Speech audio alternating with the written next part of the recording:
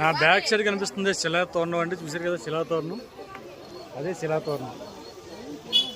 మనకి ఇక్కడ ఈ శిలాతోరణం అన్నది ఏంటంటే ఎన్నో కోట్ల సంవత్సరాలు, అంటే సుమారుగా 150 కోట్ల సంవత్సరాల్లో సహజ సిద్ధంగా ఏర్పడినటువంటి శిలాతోరణం అనేది చూడవచ్చు అక్కడ మనం.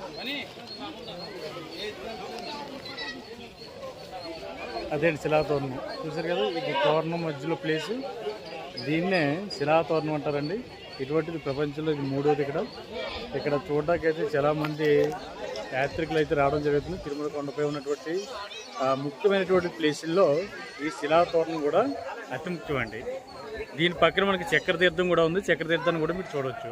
చక్రతీర్థానికి అయితే ఈ విధంగా వెళ్ళాలా రూటు, నా బ్యాక్ సైడ్ కనిపిస్తుంది కదండి అది.